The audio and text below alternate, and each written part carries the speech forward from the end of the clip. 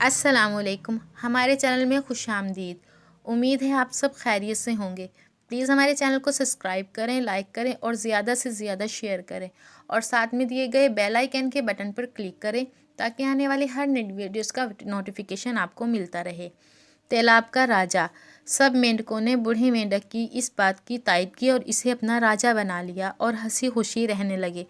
ایک جنگل میں چھوٹا سا تیلاب تھا جس میں بہت سے مینڈک آپس میں ہنسی خوشی رہ رہے تھے اور اتفاق سے رہ رہے تھے۔ ایک بار ایسا ہوا کہ بارش نہ ہونے کی وجہ سے تمام درخت اور پودے مرجھانے لگے۔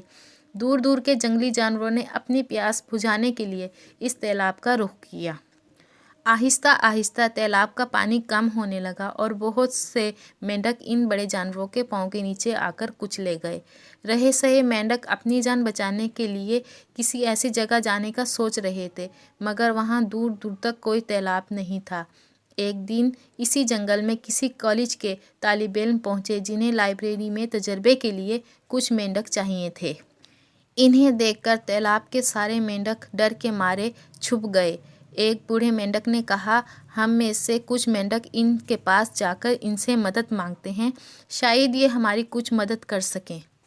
یہ سن کر باقی سب مینڈکوں نے احتجاج کیا کہ ان کی تعداد پہلے ہی بہت کم رہ گئی ہے، اگر مزید مینڈکوں کو یہ اپنے ساتھ لے گئے تو جنگل میں ان کی نسل ہی ختم ہو جائے گی۔ بوڑھے مینڈک نے کہا، میری بات غور سے سنو، میں بھی ساتھ جاؤں گا اور وہاں کسی سے مدد کی اپیل کروں گا کہ ہماری جان بچانے کے لیے، ہماری نسل بچانے کے لیے ہماری مدد کریں۔ ویسے انسان اتنے برے نہیں ہوتے جتنا ہم نے انہیں سمجھ رکھا ہے۔ انسانوں سے زیادہ تو یہ جنگلی جانور خطرناک ہوتے ہیں جنہوں نے ہمارے بہت سے مینڈک ہلاک کر دیے۔ ان میں سے 3-4 مینڈک بہت سمجھدار تھے۔ انہوں نے کہا، باقی کی سب کی سلامتی کے لیے ہم اپنی جان کی قربانی دینے کے لیے تیار ہیں۔ جیسے ہی تیلاب کے پاس جنگل میں گئے، بوڑھا مینڈک ان کے سامنے گیا اور کہا، تم لوگ کیا چاہتے ہو؟ ہم ایک میڈیکل کالج کے طالب علم ہیں اور ہمیں تجربات کے لیے کچھ مینڈکوں کی ضرورت ہے۔ ایک طالب علم نے جواب دیا، ٹھیک ہے، لیکن میں بھی اپنے ساتھیوں کے ساتھ جاؤں گا، مجھے تمہارے کالج کے پروفیسر سے کچھ بات کرنی ہے۔ ان لوگوں نے سب مینڈکوں کو شیشے کے بڑے جار میں ڈالا اور وہاں سے چلے گئے۔ باقی رہ جانے والے مینڈک اپنے ساتھیوں کے لیے پریشان تھے اور وہ بوڑھے مینڈک کی کامیابی کے لیے دعا مانگنے لگے۔ تجزیہ کار میں جانے کے بعد انہوں نے بوڑھے مینڈک کو جار سے نکالا، پلیٹ میں رکھا اور پروفیسر کو بلانے چلے گئے۔ پروفیسر نے آ کر بوڑھے مینڈک سے پوچھا، وہ اس سے کیوں ملنا چاہتا تھا؟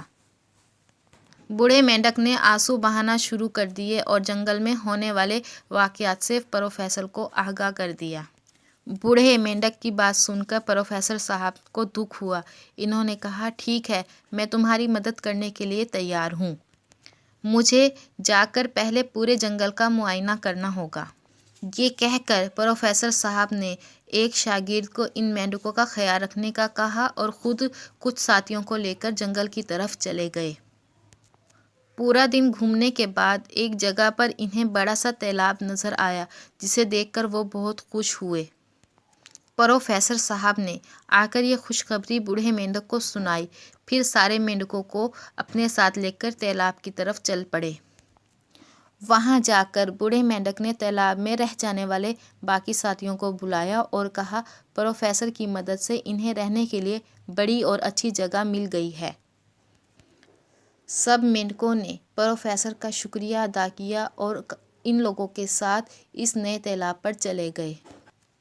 رکو بڑے میاں، پروفیسر صاحب نے بوڑھے مینڈک سے کہا۔ بوڑھا مینڈک پانی سے باہر آیا اور سوالیہ نظروں سے پروفیسر کو دیکھنے لگا۔ پروفیسر صاحب نے اپنے ہاتھ میں پکڑا جار کھولا اور اس میں رکھے اس کے باقی ساتھیوں کو بھی آزاد کر دیا۔ بوڑھے مینڈک نے اس مہربانی کی وجہ پوچھی تو پروفیسر نے جواب دیا، چونکہ تمہاری نسل بھی ختم ہو رہی ہے اور ہم نہیں چاہتے کہ جس طرح بے شمار جانور دنیا سے ختم ہو گئے ہیں تم بھی مٹ جاؤ، اس لیے تمہیں تحفظ دینے کے لیے آزاد کر دیا ہے۔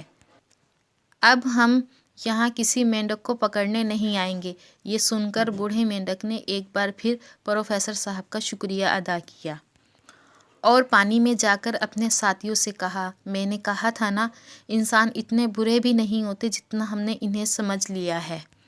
سب مینڈکوں نے بوڑھے مینڈک کی اس بات کی تائید کی اور اسے اپنا راجا بنا لیا اور ہنسی خوشی رہنے لگے۔